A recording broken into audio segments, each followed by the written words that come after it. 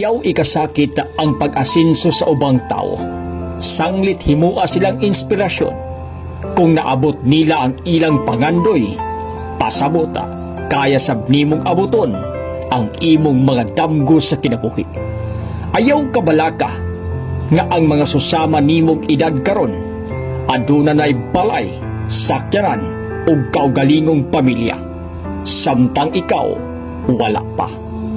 Kung magpadala ka sa kaibog, magpabilin kang maglisod na, samtang sila padayong miasinso ug malipayon.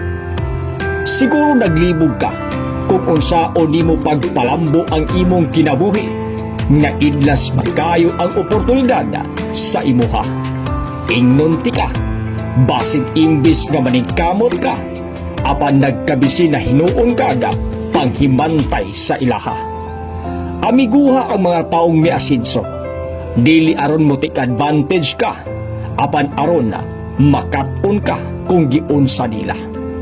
Panigurado moabot ang panahon kung unsay naa sa ilaha, makabaton usab ka o basin mo sobra pa. Pero timani, pag-abot sa panahon nga asinsado na ka, ayaw kalimot maghatag inspirasyon sa uban, diin sab ka kaniadto nagikan. Sa kanunay, kita nagtuo ang pag-asinso ni Muhigala, pag-asinso usaba sa atong nasona. Buot sabton kung tabangan nimo ang imong kaugalingon nga moasinso, sa malabang nga mitapang ka nga moasinso ang Pilipinas.